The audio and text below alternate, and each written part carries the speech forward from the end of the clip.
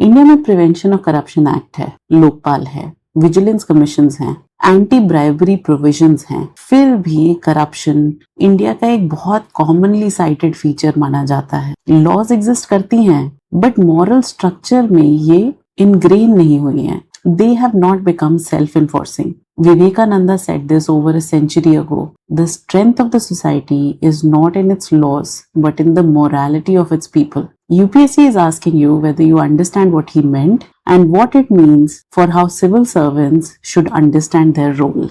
UPSC ने सवाल पूछा था that the strength of society is not in its laws, but in the morality of its people. Swami Vivekananda. Question यहाँ से शुरू हुआ. What does this quotation convey to us? Explain with suitable examples. ये दो question नहीं है. Question basically ये है कि आपको इस कोट से समझ क्या आ रहा है उसे एग्जाम्पल्स के साथ एक्सप्लेन करिए. So now pause this video, brainstorm your answer and come back and see what I said. So break down करते हैं. Strength of the society. मतलब कोई सोसाइटी कितनी वेल ऑर्डर्ड है, जस्ट है, स्टेबल है एंड कितना प्रोटेक्ट कर सकती है अपने मेंबर्स को, शेयर्ड ऑब्लिगेशंस को डिलीवर कर सकती है एंड विदाउट कोअर्सिव एनफोर्समेंट किस हद तक फंक्शन कर सकती है. So as per Swami Vivekananda this does not happen only by the laws but it happens with the morality of its people. Laws external होते हैं, मोरालिटी इंटरनलाइज्ड होती है. लॉज को फियर के साथ एनफोर्स किया जा सकता है,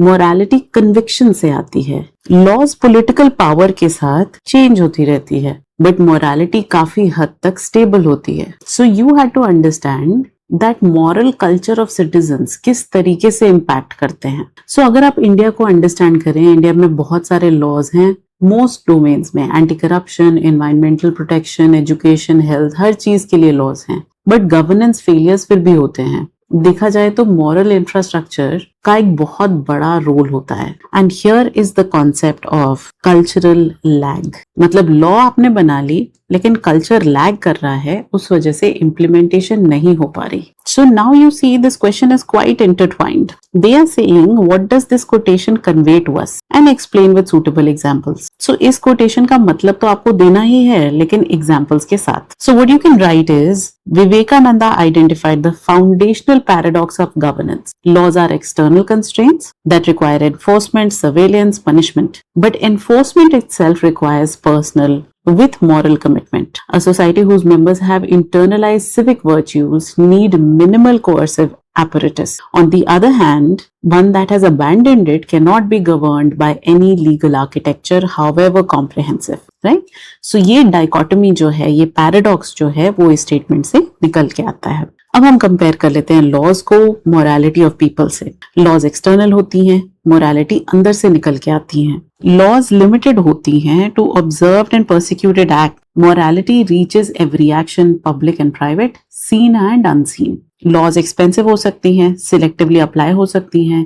मोरालिटी सेल्फ इन्फोर्सिंग हो जाती है, कंसिस्टेंट रहती है एंड कल्चरली एम्बेडेड होती है. So now let's strengthen the answer. अब हम बात कर रहे हैं where laws exist but morality is absent. यहाँ पे हो जाती है गवर्नेंस स्ट्रगल्स. जैसे इंडिया में एंटी करप्शन लेजिस्लेशंस हैं, prevention of corruption act, Lokpal, CVC, फिर भी सिस्टमिक करप्शन रहता है. स्वच्छ भारत मिशन है लेकिन सिविक सेंस नहीं है. So here you can see the cultural lag. On the other hand जहां पे मोरालिटी लॉ को स्ट्रेंथन कर रही है, जैसे केरला में देखा जाता है दैट कंप्लायंस जनरली बाकी जगहों से ज्यादा रहता है. ये moral culture of collective responsibility दिखाता है. Community solidarity makes law self-enforcing. Similarly, Mahatma Gandhi ji का मास नॉन कोऑपरेशन मूवमेंट जो था, उसमें पता चलता है that the morality of millions shifted. Colonial laws loses legitimacy regardless of its legal force. So he could arouse the masses. तो आपने explain कर दिया, examples दे दिए. Now we will conclude the answer. For civil servants, Vivekananda's insights means that the most powerful governance investment is moral formation through education, institutional culture, and leadership by example. Civil servant who embodies integrity, not merely complies with it, it is the strongest governance institution India has. Right? So इस तरीके से आप इसे end कर सकते हैं. Conclusion इसका आप completely differently भी लिख सकते हैं from whatever you gather out of the statement. So today's assignment is you analyze the statement and think of the examples that you can give to substantiate your answer and write this answer today.